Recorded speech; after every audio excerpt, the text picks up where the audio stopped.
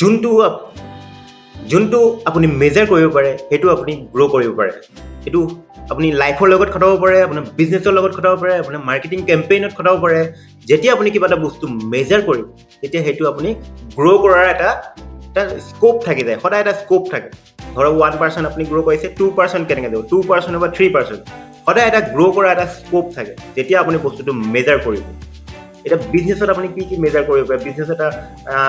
এটা বিজনেছ এটা কমপ্লিট বিজনেছত আপোনাৰ 8টা পিলাৰ থাকে sales marketing R&D operation account HR management legal সকলোবোৰ আপোনাৰ এটা ফুল ফেজেড বিজনেছত থাকে সৰু বিজনেছতো থাকে এইটো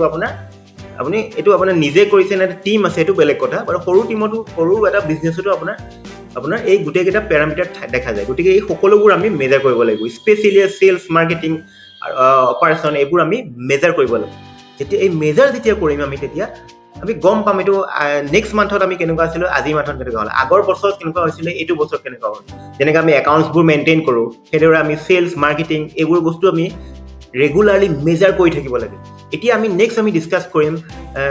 যিটো সেইটো ডিজিটেল মাৰ্কেটিঙত আমি কি মেজাৰ কৰোঁ যাৰ দ্বাৰা আমি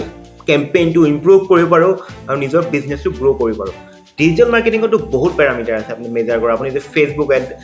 এড মেনেজাৰত যায় গুগল এডত যায় তেতিয়া বহুতো আপুনি ফেচবুক পেজতো যায় যদি তাৰ ইনচাইডত গৈ পেলাই আপুনি দেখা পাব বহুতো পেৰামিটাৰ দেখা পাব এতিয়া আজি ডিছকাছ কৰিম মেইন কি পেৰামিটাৰ যোনকেইটা আপুনি চাবই লাগে এনি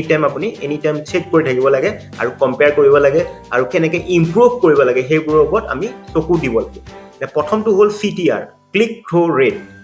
মানে কিমানটা ইমপ্ৰেশ্যন পৰিছে আপোনাৰ আৰু কিমানবাৰ ক্লিক কৰিছে ধৰক 100 বাৰ ইমপ্ৰেশ্যন কৰিছে 100 বাৰ মানুহে দেখা পাইছে আপোনাৰ এডটো আৰু কিমানবাৰ ক্লিক কৰিছে ধৰক 5 বাৰ ক্লিক কৰিছে তেতিয়া CTR হ'ব 5% CTR যেতিয়া আপুনি বঢ়াব চেষ্টা কৰিব লাগিব CTR বঢ়াবৰ কাৰণে কি কৰিব লাগিব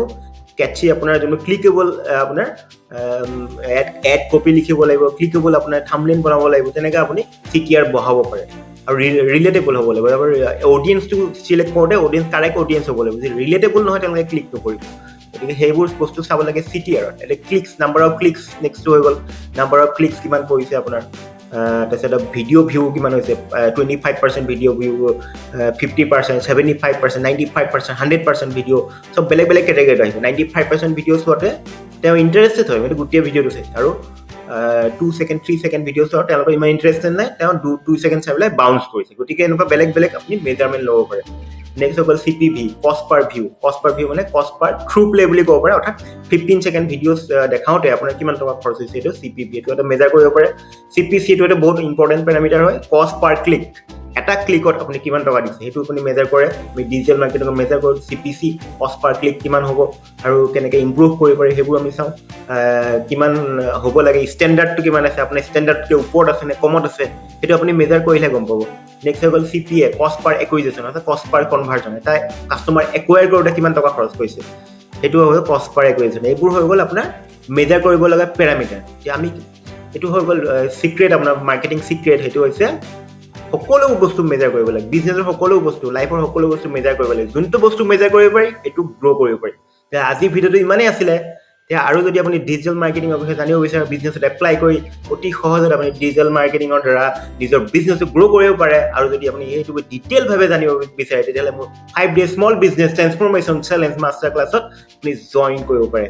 লিংকটো আছে ডেছক্ৰিপশ্যনত যদি তলত দিয়া লিংকটো ক্লিক কৰি পেলাই আপুনি জইন কৰিব পাৰে তেতিয়াহ'লে আজিলৈ ইমানেই মোৰ নাম ৰূপম শৰ্মা মই এজন ডিজিটেল মাৰ্কেটাৰ আৰু চেলছ ফানেল এক্সপাৰ্ট ধন্যবাদ